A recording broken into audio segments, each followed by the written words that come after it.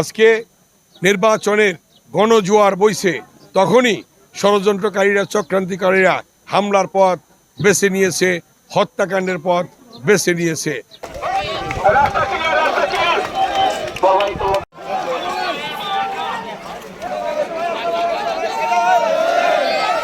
2 আসনে আমাকে 4 বার এমপি বানিয়েছেন। ঢাকা 2 আসনের আমার শ্রদ্ধেয় জনগণ আজকে 1991 সালে আমাকে 32,000 ভোট বেশি দিয়েছেন। দ্বিতীয়বার বিনা প্রতিদ্বন্দ্বিতায়, তৃতীয়বার 72,000 ভোট বেশি দিয়েছেন, চতুর্থবার 82,000 ভোট বেশি দিয়েছেন। জনগণ আমাকে ভোট দিয়েছেন, সেই ভোটের মূল্যায়ন হিসাবে তাদের সেবা করেছি আমি। এবং Jinjira Babubazar bridge, Basila bridge, Alipur bridge, বিভিন্ন রাস্তাঘাট, এই আমিনবাজার হসপিটাল সহ রাস্তাঘাট, এগুলি আমরা স্কুল কলেজ মসজিদ মাদ্রাসা মন্দিরের উন্নয়ন করেছি। গ্যাস দিয়েছি, বিদ্যুৎ দিয়েছি, রাস্তা দিয়েছি, টেলিফোন দিয়েছি, ফায়ার সার্ভিস স্টেশন দিয়েছি। এবং এগুলি জনগণ আমাকে ভোট দেওয়ার জন্যই আমি দিতে পেরেছি। আজকে নির্বাচন, এই নির্বাচনে জনগণ আমাকে সমর্থন দিচ্ছেন ইনশাল্লাহ।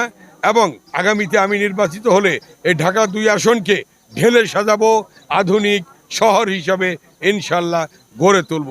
আপনারা জানেন যে আপনার গণতন্ত্রে ফিরে আসতে হলে নির্বাচনের বিকল্প নেই। অন্তর্বর্তীকালীন সরকার আন্তরিকভাবে সেই নির্বাচন দিয়েছেন। এই নির্বাচনে জনগণ ভোট দেওয়ার জন্য উন্মুখ হয়ে আছেন। ঠিক যখন সারা দেশে আজকে নির্বাচনের গণজোয়ার বইছে, তখনই ষড়যন্ত্রকারীরা চক্রান্তিকারীরা হামলার পথ বেছে নিয়েছে, হত্যাকাণ্ডের পথ বেছে নিয়েছে। এবং তারই অংশ হিসাবে আজকে জানেন ঢাকা 2 আসনের হযরতপুর ইউনিয়নের বিএনপির সাধারণ সম্পাদক জনাব হাসান মোল্লাকে গুলি করেছে এবং 2 দিন পরে সে মৃত্যুবরণ করেছে। আজকে তার জানাজা হবে হযরতপুর উচ্চ বিদ্যালয় মাঠে। আমরা আজকে বলতে চাই, সন্ত্রাসী কর্মকাণ্ড চালিয়ে, হত্যাকাণ্ড চালিয়ে এই গণতান্ত্রিক অগ্রযাত্রা ব্যাহত করা যাবে না। জনগণের যে ভোটাধিকার প্রতিষ্ঠা হয়েছে, সেই নির্বাচন ইনশাল্লাহ আগামী 12ই ফেব্রুয়ারি অনুষ্ঠিত হবে। কোনো বাধাই এই নির্বাচনকে বাধাগ্রস্ত পারবে না। কোনো ষড়যন্ত্রী, কোনো চক্রান্তকারীরা এই নির্বাচনকে বাধাগ্রস্ত করতে পারবে না। নির্বাচন সঠিক সময় হবে ইনশাল্লাহ।